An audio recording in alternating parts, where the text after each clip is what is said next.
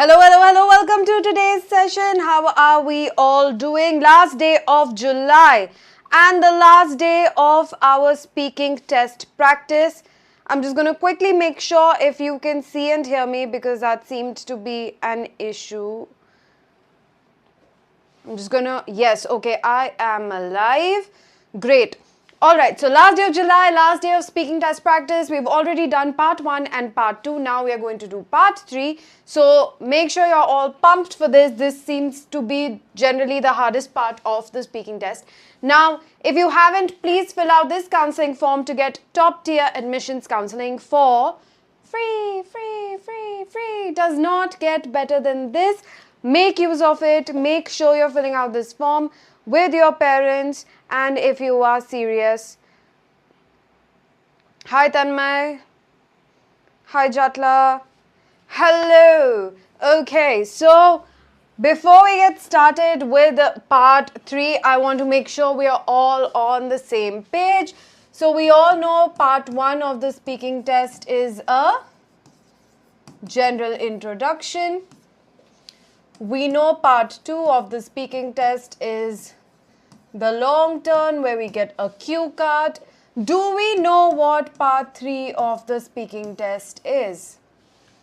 What is part 3 of the speaking test? Who's going to tell me? Come on quickly.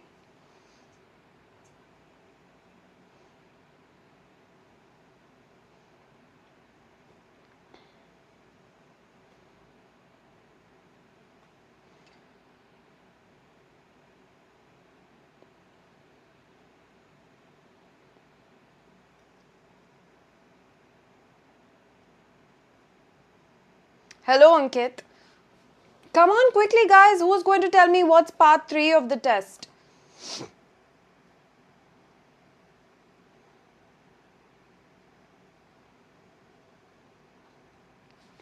If you don't know, then that's a big problem because I've told you at least 5 different times. At least 5 times I've told you what part 3 of the test is. So if you don't know by now, then I'm going to have a huge issue with that. Yes, very good, Sayon. It's not questions about part 2. It's called a follow-up discussion, and it generally follows up what? The part 2 topic. So it's going to be part 2 topic related.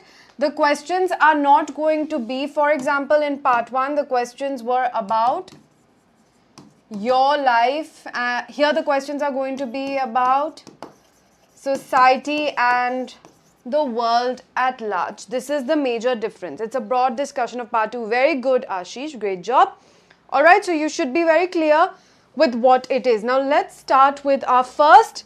See, all the topics I have for you today are extremely interesting, and they can you can make very funny, very nice responses for all of these. Give nice responses to all these questions. They are very interesting. They are not the generic run-of-the-mill questions. For example, the first topic of discussion is going to be about being late, which I feel like applies so well to Indians because we are notorious for being late everywhere, right?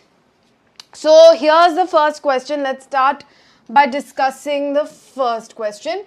What is the general attitude towards arriving somewhere late in your country? Arriving somewhere late in your country, what is the general attitude? Is it looked down upon? Now, we as Indians are not known for being punctual. So what is the answer you're going to give for such a question? What is the answer that you're going to give for such a question? Bolo, bolo.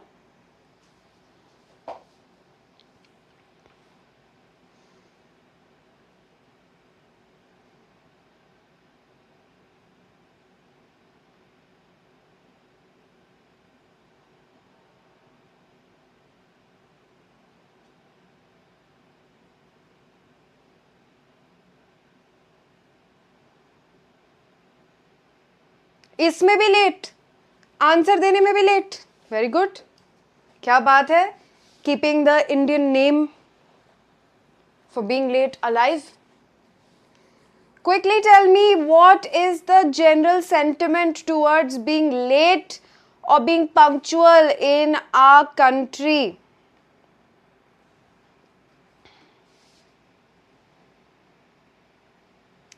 Ashish, I don't want an AI generated response. No. And the question is, what is the general attitude? So let me give you a sample response for this. What is the question? What is the general attitude towards arriving somewhere late in your country? So I'm gonna give a response like, while we shouldn't generalize, speaking solely from personal experience, I think everyone in India is always running late, and honestly we can't blame it on personal ethics, because there are so many unpredictable variable factors in getting somewhere. For example, the traffic is quite erratic everywhere, and so you can never really predict how long you're going to be stuck in a jam. Things keep going wrong all the time. Sometimes you're getting ready and there's a power cut in the house and there's no light or there's no electricity to blow dry your hair. There can be 1,000 unprecedented things that just happen randomly before you leave the house. And so I would say that while we're not known for arriving early or punctuality, I don't think we can blame the general population of the country. It could also, part of the blame could also be put on the infrastructure. So that's my response for this. See, Sion, depends on the person is a good take to have. But here specifically, look at the wording in the question. See, you have to pay very good attention to the wording in the question, okay? It's not asking what is your opinion on people being late or why are some people late. It is specifically asking what is the general attitude. So, it's not asking about your opinion. It's asking about the general attitude. What most people think about this according to you. Okay? And then it is in your country. So here your response needs to be India specific, because you are representing your country in the response. So saying things like depends on the person will not work, because this is something you are talking about in a general sense. You have to generalize as much as you don't like to or don't want to. You have to generalize a little bit. All right?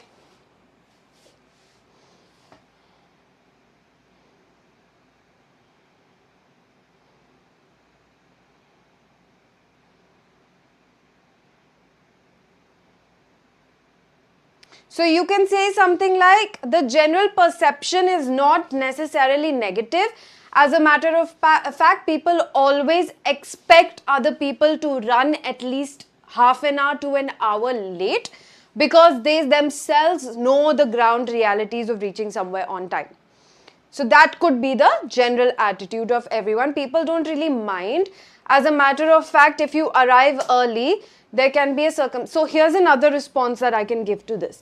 I can say something like, I can't generalize for the entire country because India is very diverse and has a lot of different ethnic groups. And there's a running stereotype that, maybe people from the south part of the country, southern part of the country, tend to be more punctual and abide by rules better than people from the north. And I personally am Punjabi, and we as Punjabis are stereotyped to always be late. And I would say fashionably late, because Punjabis are also stereotyped to be the life of a party. Speaking from personal experience, I don't think anybody in my social circle minds being late. As a matter of fact, most people tend to run at least 30 to 40 minutes late for any sort of engagement. Obviously, when it comes to things like hospital, doctor appointments or job interviews, you have to be on time. But from personal experience, again, I can say that even for doctor appointments or hospital appointments, you can expect to wait for at least half an hour if you reach on time, because even hospitals are expecting people to be at least half an hour to 40 minutes late. The general perception or attitude is that of, I get it, we all run late all the time. So that can be another potential response for this, okay?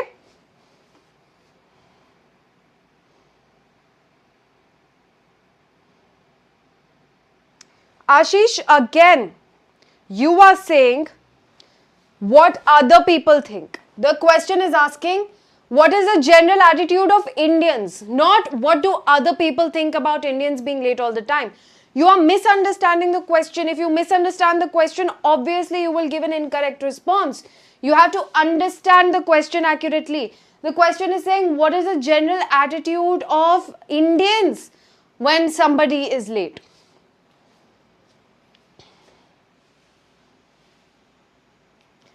Exit ये तो हमको किससे Zuckerberg से पूछना पड़ेगा.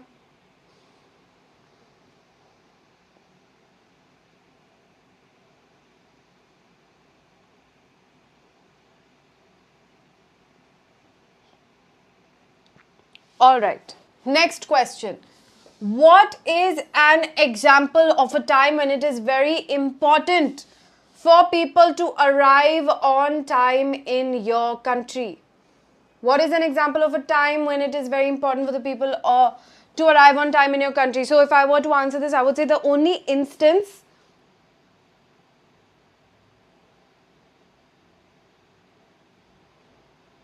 okay, what are you, Ashish? What is your ethnicity? If you're not Indian, then you have to answer according to your country. So whichever country you're from, you have to answer accordingly, okay? All right, so the only instance I can think of when being on time is absolutely essential, I would say, is school. Apart from that, there is no place that I can think of where you are strictly penalized for not being on time. Punctuality is valued as a virtue only in school, I think, and I have spent a bulk of my childhood getting punished for not being on time. It's safe to say that punishment didn't really help the cause, and it didn't deter me from being late either way. But that's the only instance where I actually had that tinge of anxiety or fear that, oh no, I'm running a few minutes late and I need to be on time. Apart from that, I think everyone accounts or has that buffer of at least half an hour, so that sort of always helps. School is the only thing I can think of. If you guys can think of something else, please do leave it in the chat. I have arrived on time for job interviews and I have had to wait for 1 hour. So I don't think even in job interviews time is valued, personally speaking.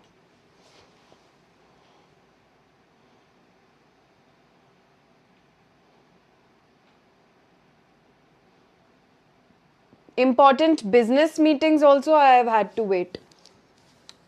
I think if I had to meet the PM, in that case also there's a huge possibility that we'll have to wait for a few minutes or half an hour.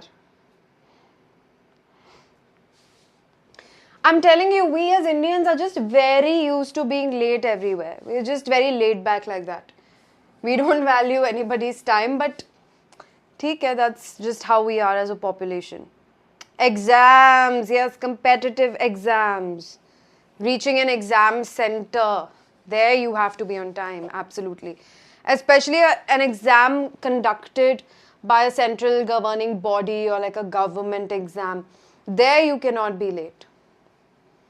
The one place where it was important to be on time and I really respected that is a theatre. Do you know live theatre places where you have a stage and people perform? That theatre, not a movie theatre. There's a theatre very famous in Bangalore. It's called Ranga Shankara. So, you know, patrons of art, theatre and all of these people, they really like put together. I feel they are all respect each other, people and time in general quite a bit. Even personal ethics, their morals, the way they talk to people. They never create a ruckus. They're just generally very respectful.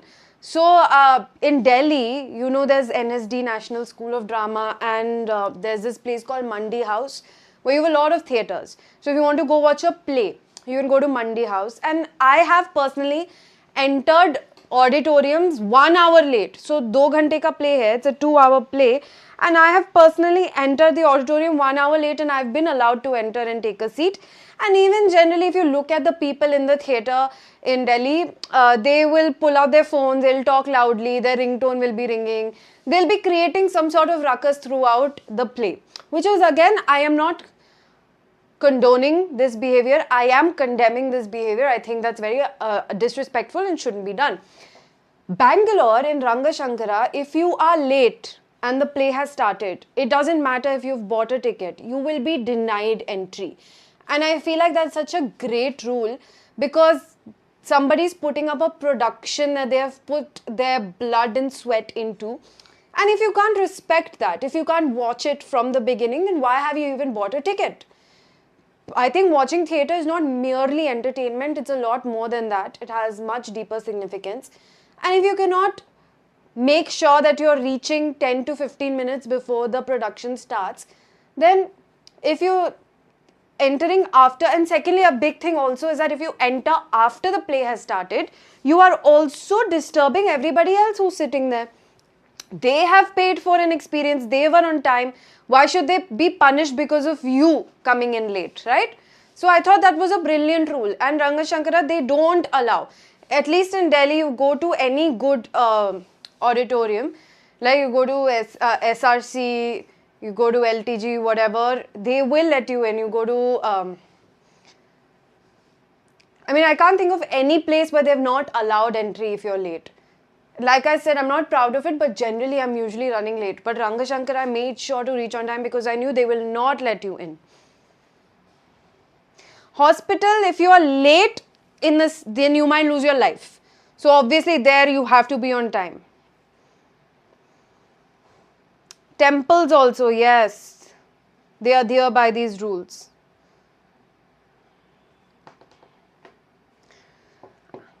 But I think, Sion, your answer is very apt. You can flesh that out. Competitive exams, that's especially exams conducted. See, school exam, you can still say, please let me go, and they'll let you in. But if you have a different exam center, it's conducted by a different regulatory body that doesn't have any interaction with you personally, then you might not be allowed to enter. So exams definitely, and there's a lot at stake. If you're late and if you miss out on the exam, then the repercussions are going to hurt you. So in that case, yes, definitely should be on time. Okay, next question. Can you suggest some ways to make sure you are not late for anything? My number one suggestion, which I have understood after years and years of being late everywhere, is to always underestimate your ability to get ready, not overestimate it.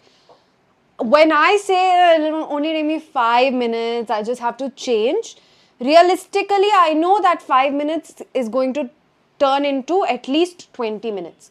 So I should, instead of thinking it will take me 5 minutes to get ready, I should start thinking it will take me 30 minutes and then maybe I'll get ready in 20 minutes.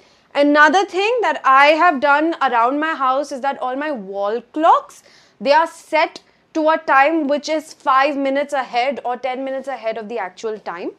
So even if I am consciously aware that I have changed the time and that I still might have a few minutes left, I cannot be 100% sure how much time I have or how ahead the clock is.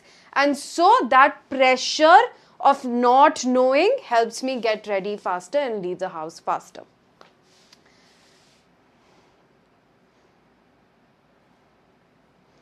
Tanmay, see, it depends. This is not a decision a teacher can take, but if it were in my hands, I would let the student in, personally speaking. Also because I have a soft spot for people who are running late because I personally am always running late. So yes. Or nuksan, to at the end of the day, it's the student who suffers, right? Because you are losing out on time. You are high on cortisol. You are stressed out. You are high on adrenaline. And that might hinder your ability to actually focus during the exam. I know so many people who have showed up late to their weddings. Tell me one wedding in which the ceremony has started on time, please. Tell me one wedding in which at least an hour has not been spent simply waiting for the barat to come, or when the barat has left on time. I cannot think of a single wedding I have attended where things have happened on time. So wedding is one place where everything happens late only. It never happens on time.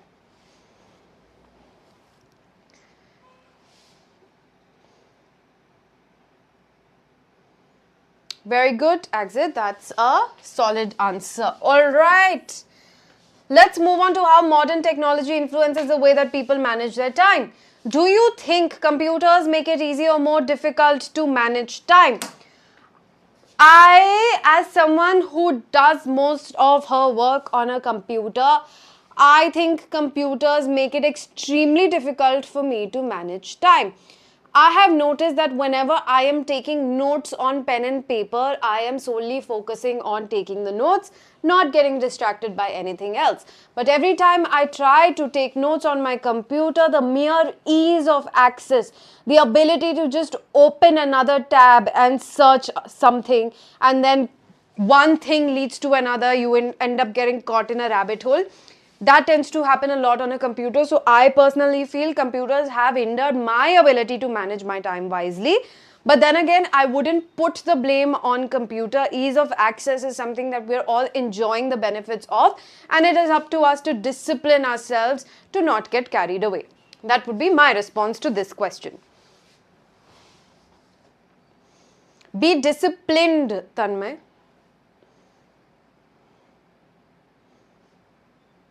Alright, what about this one? Do computers make it difficult for you to manage time? Give me your responses. Meanwhile, I will read the rest of your responses and drink some water.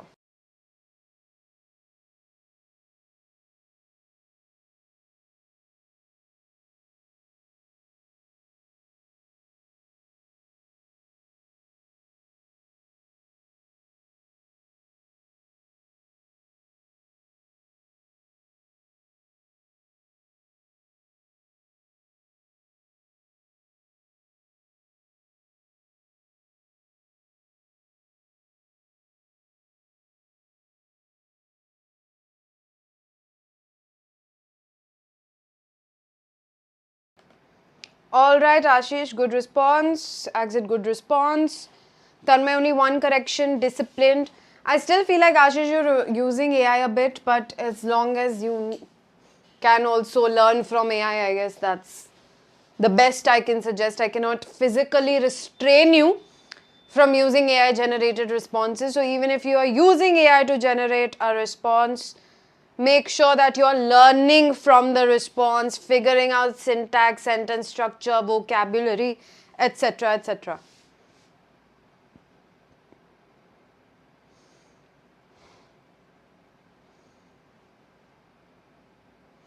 Alright, Ashish, so you're saying a lot of rote work, a lot of automated stuff that takes up unnecessary time can be computerized, and that helps us use our time better and do more productive things with the time that we save by using a computer.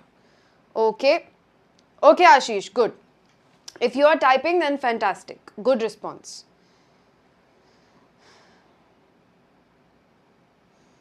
Yes, Ashish, I can tell. Your other response, the technology has assisted us, is definitely not AI generated. So great job there. In my opinion, productivity tools like digital calendars, reminder apps, and scheduling software. Exit, you are using AI, I feel like. So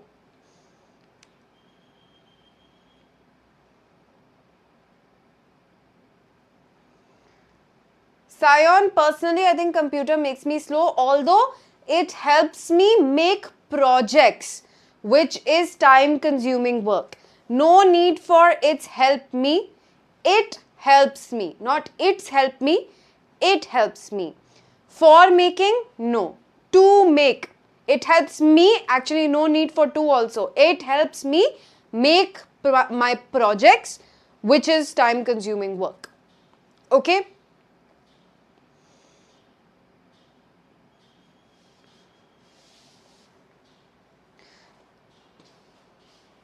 Tanmay, why are you saying it depends on the person and then not saying what it does for you? The question is, do you think you So you have to, after saying it depends on the person, you also have to give your opinion on how it affects you. Otherwise, you have not adequately answered the question. How can modern technology help people arrive early? The first thing that comes to my head, which links modern technology to being early or being punctual, is maps. Earlier, not if you had to go to an unknown destination for the first time, a bulk of your time simply went into figuring out where the destination is. Now, because of satellites and apps that tell us directions, we can easily reach from point A to point B, even if we've never been there before. So definitely, I personally use Google Maps. I have heard a lot of negative feedback when it comes to Apple Maps and how they're not very accurate. I wouldn't know because I haven't personally used Apple Maps. I use Google Maps and that has helped me tremendously. Otherwise, I would have been plus 1 to 2 hours more late than I already am to places if I didn't have access to maps. That has definitely helped. Secondly, you can also now call and ask for directions. Use the internet as a reference where, on websites like Reddit or Quora, people give you information. For example, if there's construction going on somewhere, there's a roadblock, if there's some issues getting to a particular place, then you can find information about that on the internet. So that also preps you in advance and helps you arrive early to places. Next, do you think it is easy to manage your time in the modern world? I think the modern world is making it increasingly difficult for us to manage our time properly. We are bombarded with the pressure to be productive, and that takes away a lot of our ability to actually do productive work. I personally believe that humans were not made or have not evolved yet to live with this kind of technology, and instead of easing our burden, it actually adds to our stress. There is so much that we do anyway in a given day. As you can see, average working hours have increased drastically. People no longer have enough time to just relax and chill with their family. There's always that nagging pressure of you're not using your time wisely, or you can use this precious time to actually become something, become richer, become more influential, get more education, whatnot. So because of the internet, our aspirations are constantly getting more, I don't know how to put this accurately, but unattainable would be the word, I think, because even though it's good motivation to think you need to reach for the stars, I think we need a reality check, and social media is just making us more delusional, and thanks to that we are living in constant pressure to be more productive, ultimately not doing anything, and bed rotting. That's a new term I learned, by the way, bed rotting. Bed rotting and simply rotting away the entire day. So it's not easy to manage time in modern world, and in an effort to manage time, I feel like we're not wasting a lot more time. If we didn't have to spend so much time fatiguing ourselves because of all the overthinking we are doing, I think we'd be able to manage our time a lot better.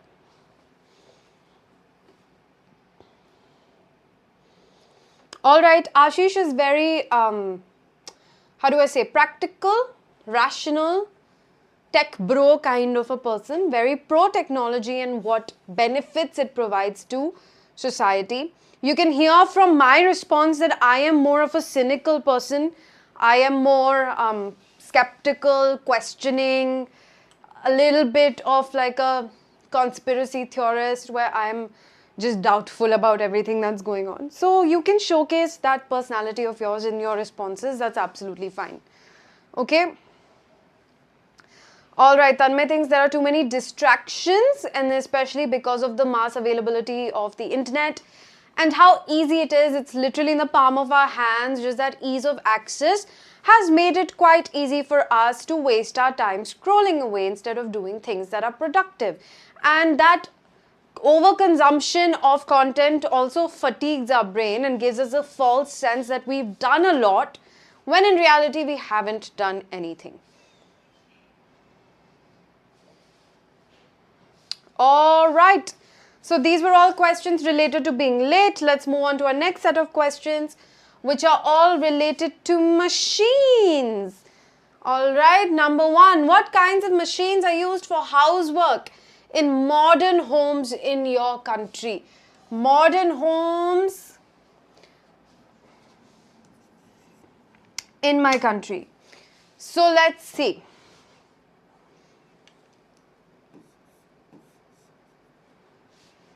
What are some machines that you have personally seen?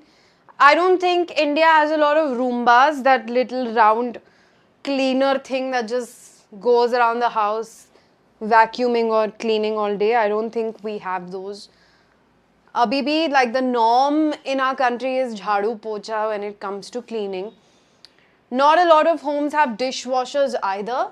We don't require vacuum cleaners as much because our floors are not carpeted.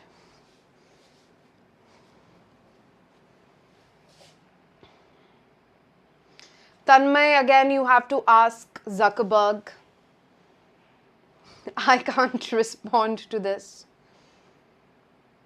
So let's see, what would my response to this be? What kind of machines are used for housework in modern homes in your country? So to answer this question properly, I'll first have to define what a modern home is. A modern home in my country would be a typical urban home with an upper middle class family. This is the demographic that can actually afford machines and equipment and has the need for it because one, they have probably at some point visited a first world country in their life and they've seen it firsthand, and secondly they don't really want to devote the time into cleaning because they have jobs, and these are usually families where the women of the house are also working and women are traditionally expected to do housework. So the kind of machines you can find in such homes, in the kitchen you can find appliances like a microwave, an oven, an air fryer, a mixer grinder. These things obviously help cooking. Some, because bread is a huge part of our diet and we eat rolled flatbreads every day. Roti is rolled flatbreads, by the way, okay? So we eat rolled flatbreads every day and it's a time-consuming process to prepare the dough and make those breads, and so a lot of households are now buying automatic dough preparing machines, sort of like a KitchenAid, and also automatic roti making machines. The breads are called rotis, so automatic roti or chapati making machines to ease their daily housework pressure. And then when it comes to cleaning, I think most modern households simply rely on maids to come and do the cleaning. So these cleaning ladies usually stick to the old broom and they use a cloth to clean the entire house. No fancy modern equipment over there. Washing, all homes have a washing machine. Very rarely do you see urban homes using or washing clothes by hand. So washing machine, we don't have dryers as much, just like we don't have dishwashers. So washing utensils is still done the traditional way, and we still air dry our clothes. We don't have dryers in modern homes. And apart from that, what else is used for housework? Yeah, that's the most of what I can think of when it comes to a modern home.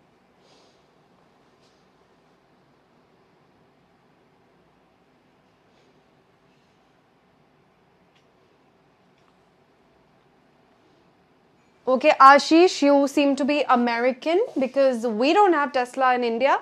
You have Tesla, that means you live in what? America or Europe? Okay, next. How have these machines benefited people? Are there any negative effects of using them? I think mostly there have only been benefits. Obviously, these machines save time, and like I said, if I can comment on this in a more social, political way as opposed to just a logical way, then it's generally the women of the household that are expected to do the bulk of housework. Like I said, there's a trend now that women are also taking up jobs, they're employed, all households are dual income households. So, but the flip side of that is, even though women are now earning probably as much as men, they are still expected to do a bulk of the housework. That social shift, that mindset shift hasn't yet taken place in a lot of homes. And so these machines definitely benefit women in the house because they help ease the physical labor that they have to put into all of this work, the manual labor that they have to put in. I wouldn't say there are any negative effects of using machines. I think more machines should actually be incorporated to ease the manual labor that one single sex has to put in compared to another sex in the household. So I made this answer a bit more socio-political as opposed to just about machines, which you can do. That's okay, as long as you're able to justify your stance. All right? Next. Do you think all new homes will be equipped with household machines in the future? Why? I 100% think all new homes will be equipped with machines in the future. The reason is that we've already seen that trend taking place. If you look at houses that have been newly constructed, especially in those housing complex societies where you have a lot of other amenities, then all the homes, especially the kitchens, are equipped with modern machines and modern equipment. That's just the way society is moving forward.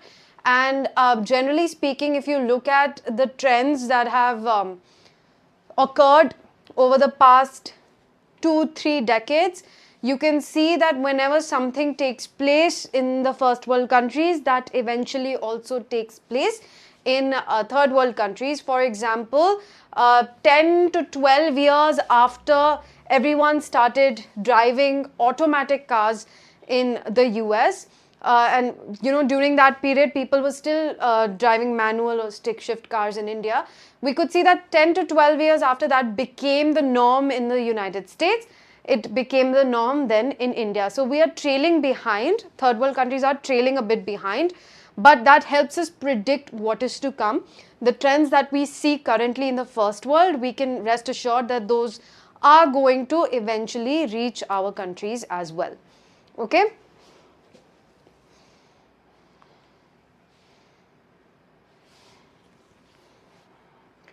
I mostly see positive utilization of these equipments, but if overused, these machines make us really dependent. All right. As we've seen, tools that we control. Good answer. Can be longer. I know you guys have a chat limit or something which is posing an issue, but make sure your responses are a bit longer. You see how long my responses are. Never complain. Singular. Technology will rise, not technologies. In this case, Tanmay, you will say technology. Okay?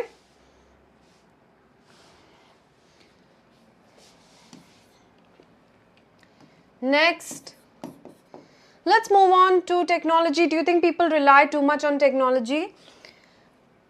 I feel like the question has a negative connotation, so I want to clarify that even though people do rely a lot on technology, I don't see that necessarily as a bad thing.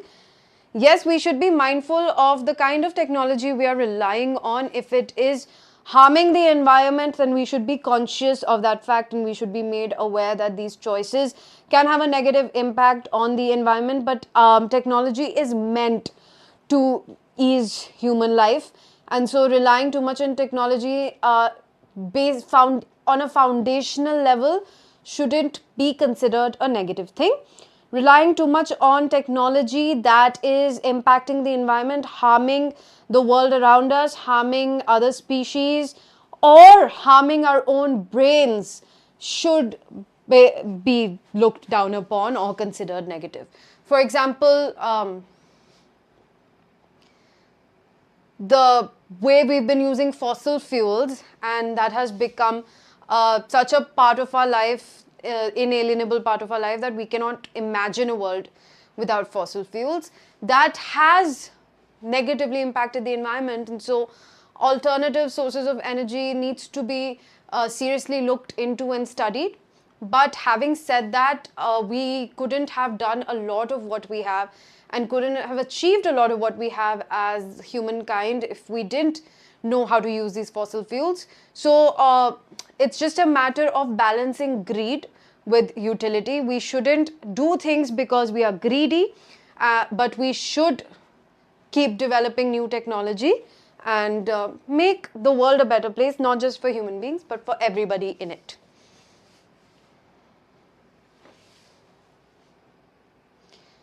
Because, no, because, you can say because, cause and effect, because means what?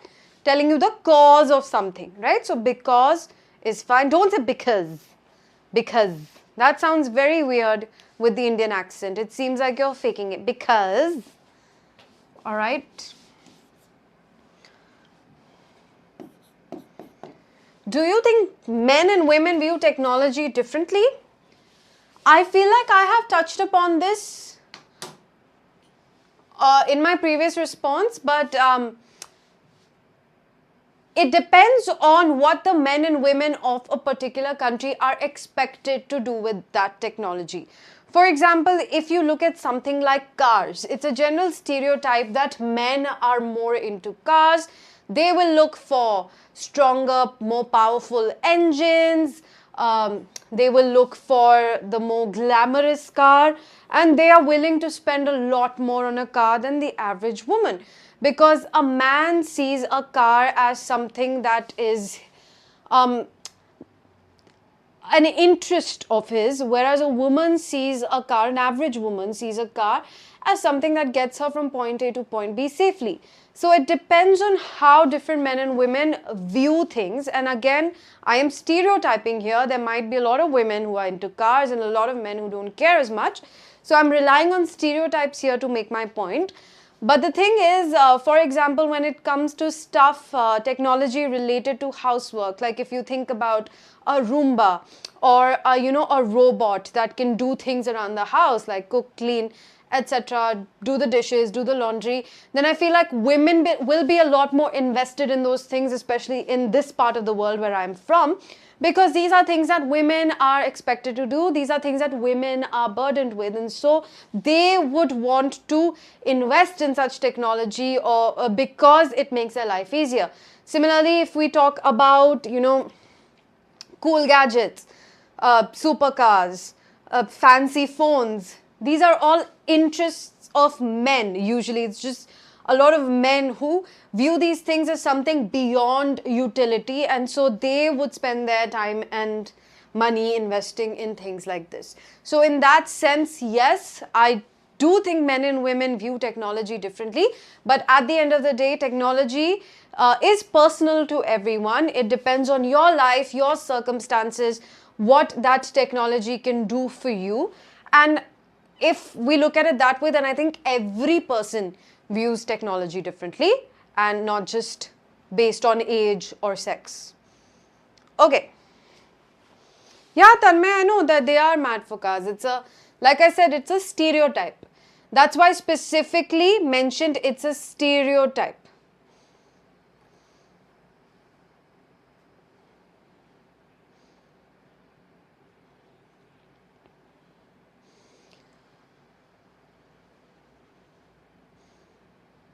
It shows disregard of time. Ashish, shows disregard, okay? Huge room for technology to advance, not technologies, technology to advance, all right? Good answer, exit. Absolutely not becoming so dependent. Not so much, Sion, not so much, so dependent on technology. Becoming so dependent on technology or too dependent on technology makes us unfit. and incapable of doing basic tasks. Becoming too dependent on technology makes us unfit and incapable of doing basic tasks. That's how you will word your answer, Sion. Pay attention to what I said, note it down so you don't make the same mistakes again, okay? All right, next. Finally, even though that's not the final answer, let's talk about the impact of technology on employment. How have developments in technology affected employment in your country? So massively, I would say. But my country still struggles with a big unemployment problem, which is why automation of a lot of things is still not being done. Also, there's a certain degree of lawlessness, and that also makes automation difficult in my country. So technology hasn't been incorporated to the extent that it has been in, let's say, America. To cite an example, in America, you can fill your own vehicles with gas. That's not the case in India. You will always have an attendant at a petrol pump who will fill up your tanks for you. So this is not something you can do on your own, even though it's a very simple task. But here, not automating it generates employment for a lot of people, and also ensures that petrol or diesel is not being stolen, which can be a huge problem. So technology has basically penetrated employment or has penetrated industries that are more tech related, IT related. AI is being incorporated, and the incorporation of AI, like elsewhere in the world, has led to unemployment for a lot of people in my country as well. So while there have been positive impacts, for example, a lot of rote manual work has been computerized. That has made access to data and records a lot easier. But having said that, there's also a flip side where AI or general automation of things is taking over jobs in a country that already has a huge unemployment problem. So there are, you can look at it both ways. While there are pros, there are also major cons. And all of this needs to be figured out and debated at a policy level. And we need to find a good balance to make sure no one suffers in this.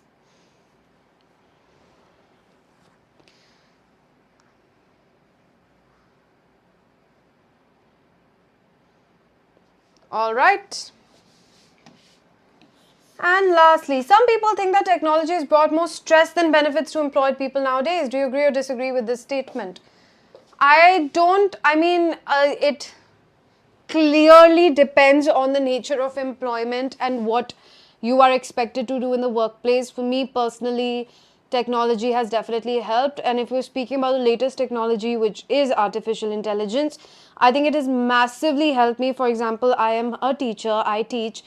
And so a lot of my work entails making short summaries of long chapters and generating a lot of questions and quizzes and model responses for different things. And all of this, while is not a difficult work per se, it's very tedious. It takes a long time.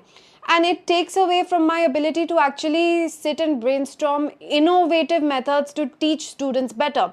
So if I can delegate all of this work that doesn't require actual intelligence, it's just tedious work that takes time. If I can delegate all of this to AI, then I'm left with more time to actually put my intelligence to work, my creativity to work, and come up with better ways to teach my students. So the AI has massively helped me when it comes to teaching. But we can't say the same, or we can't generalize for all professions. For example, content writers I know have suffered massively because of AI. A lot of people just prefer AI generated copywriting or content work, and genuine creative people are now unemployed because of this. So I can't say that it has helped or enabled everybody the same way. Personally, for me, I think it has taken away a lot of my stress, not added to my stress. So those were my answers. I am simultaneously reading your answers. Technology is not gender specific. If you feel both gender must enjoy technology in a similar way. For example, there are a lot of female content creators in my locality than male counterparts. So there's no inequality in the use of technology. Okay, but do they view technology differently? Ashish, the question was not being able to use technology. It's how do they view technology. So your answer derailed a little bit over there.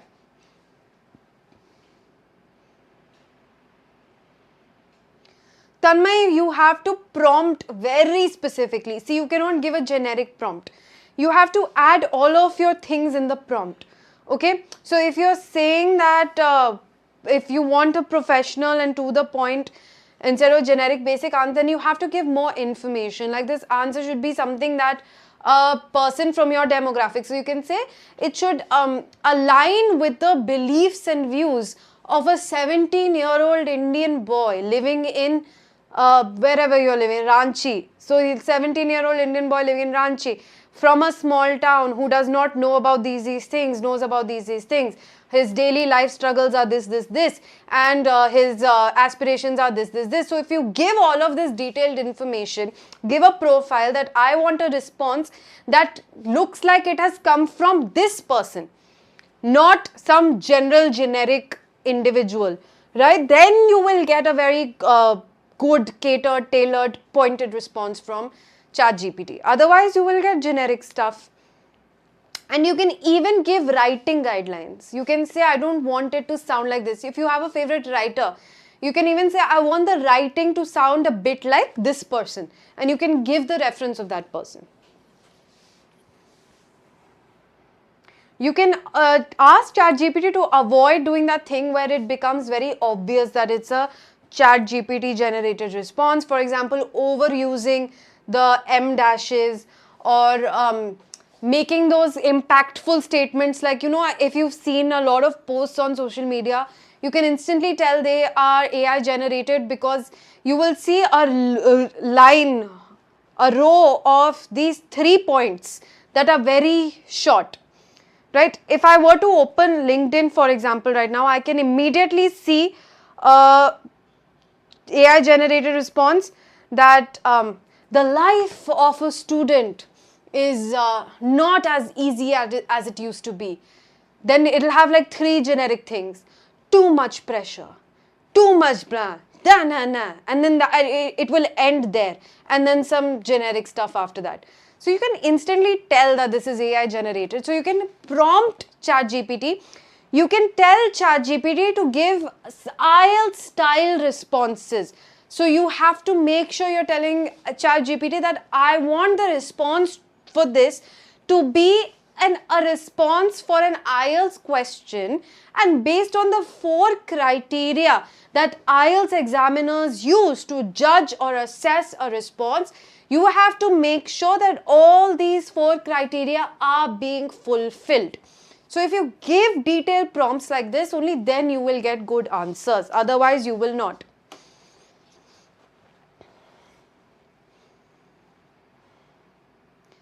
Your prompt itself will be a long paragraph.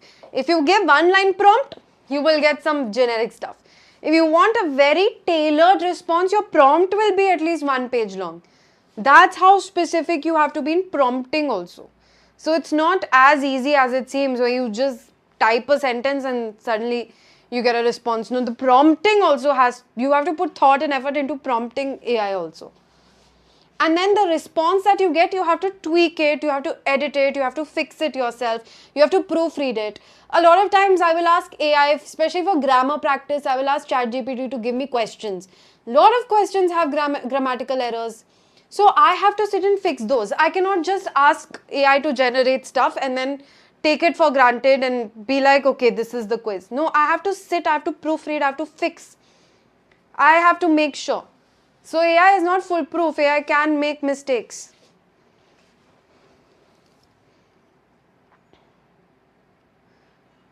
Ashish, so many times I've told you, instead of saying these technologies, because you have not mentioned which technologies, just say instead of being overly dependent on technology. Okay?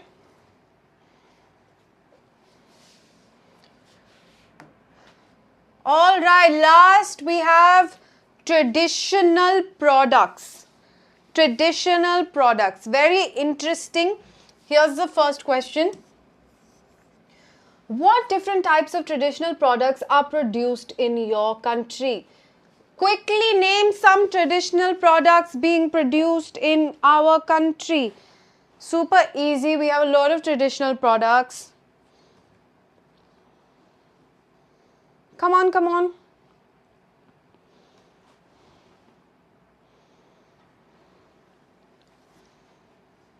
What are some traditional products?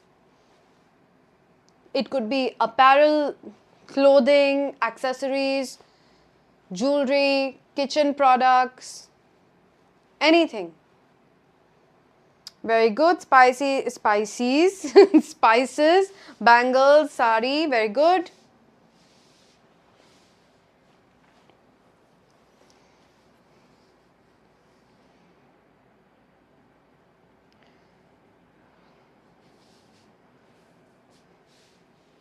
So here you can say it depends on the region, like I said in the past or in some past responses, that India is a very diverse country. It almost feels like you have 4 different countries that have come together and become one country. So we have many different ethnic groups, many different languages, many different climates, and because of that, many different traditions. So it depends on where you are. You will get different traditional products from that region, and then you can go ahead and mention what you will get where. If you go to north, you will get this. If you go to east, you will get this. West, you will get this. South, you will get this. Alright? Or you can also say, I come from this part of the country and my region is famous for, and then you can list the products that your region is famous for. Alright?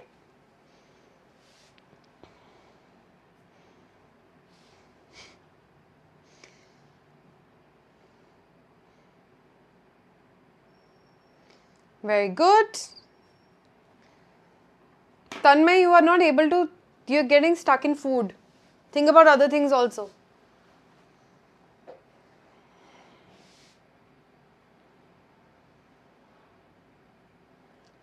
McDonald's is not a traditional product of the United States. Please, Ashish. This point I feel like you're lying. Alright. Khakra. Gujarati. Guju bhai. Okay. In your opinion, why do traditional products attract tourists? The basic reason is that they give an insight into the culture to somebody who's not from it. So it's a very, it's like a sneak peek or a quick glance of what that culture and tradition is like. It also helps the tourist carry something back home as a memory of their trip, and it's like a token of approval that yes, I have explored this part of the world, I've explored these traditions and cultures, and this is the acknowledgement of it. Okay?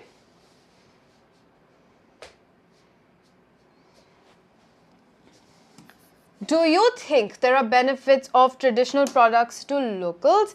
The biggest benefits of traditional products to locals is definitely the fact that they can make a living off of selling these products. Locals, if they belong to a touristy region, can keep their craft alive and viable by selling these products. The demand for these products will never go down as long as the place remains a tourist attraction. Okay? Yes, unique craftsmanship, very good.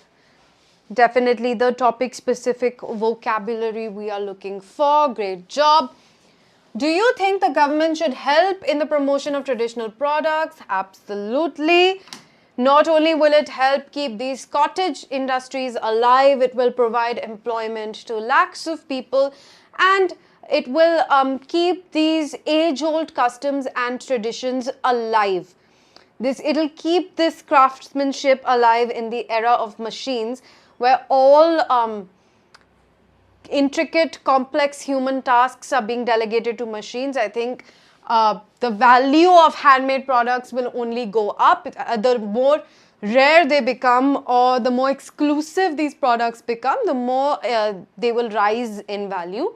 And so governments should definitely help keep these businesses alive. Yes. Let's move on from traditional products to traditions. Do you think because of globalization, countries are adopting each other's traditions? I am gonna say that there is a little bit of an unfair, uneven playing ground over here. I wouldn't say countries are adopting each other's tradition. I feel like Western traditions are sort of being imposed on all countries. The whole idea and definition of development has now become akin to how westernized you are, and so more and more countries are foregoing their traditions and their cultural practices to adopt Western practices. For example, you go to a lot of urban areas in developing countries, a lot of them look alike. There is no unique signature of their country over there because all of them have simply modeled after or are simply modeled after Western countries. People speak English, they wear Western clothes, they enjoy Western food, Western music, Western movies, and a lot of their own traditional and cultural uniqueness is simply lost here. West is not adopting other people's cultures to the same degree, but one thing I will say is that because a lot of Western countries also have a lot of immigrants from all over the world, you can see those cultures thriving in pockets in the West as well. For example, my personal opinion of living in America, I know for a fact that there are Chinatowns in every city. There are pockets with Indian markets in every city, you know, Indian Pakistani markets. And so you get that a little bit of cultural exposure to many different places in pockets throughout the country, which I feel is because of such a big immigrant population, and not that Westerners are actively adopting our culture. Yup, it was. Indigo was a traditional product.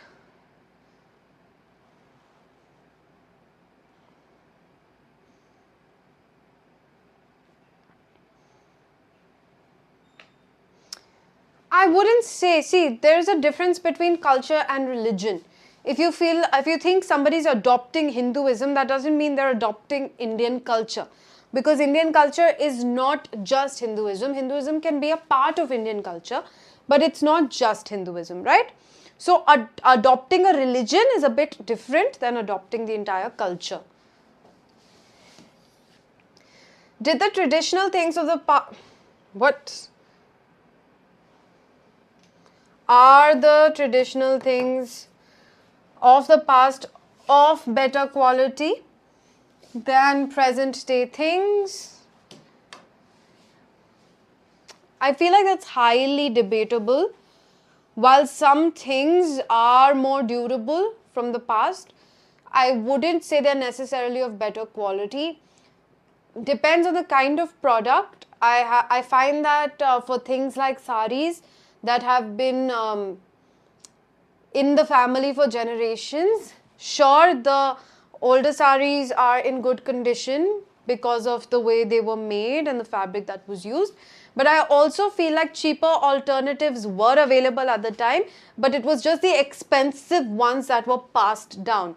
So I wouldn't say that older products are of better quality. I think it just comes down to how much you're willing to spend on quality. We get good quality products in the modern day as well. Finally, do you think it is necessary to protect traditions? Absolutely. And this is your homework question. Just realized I forgot to give you homework. Homework, comments. Okay? I want this in the comments. Don't send the answer to me in the chat. Alright? So that's the end of part 3. I answered each and every question except the last one. I was about to, but I realized I didn't give you homework. So that is your homework. If you have any questions, doubts, concerns, please do leave them in the comments. Alright? And that brings us to the end of today's session. Thank you so much everyone for sticking around. Make sure you do the homework. Otherwise, I've already given you a warning yesterday what I'm going to do if you don't do your homework. Subscribe to the channel, follow us on Telegram, and take good care of yourselves. Okay? Ashish, why are you so hell-bent on using the word technologies? 3 times I've corrected you. You don't want to listen to me. My audio is not reaching you. Today's technology is superior, but in contrast, old furniture is furniture. Uncountable noun, singular. Furniture.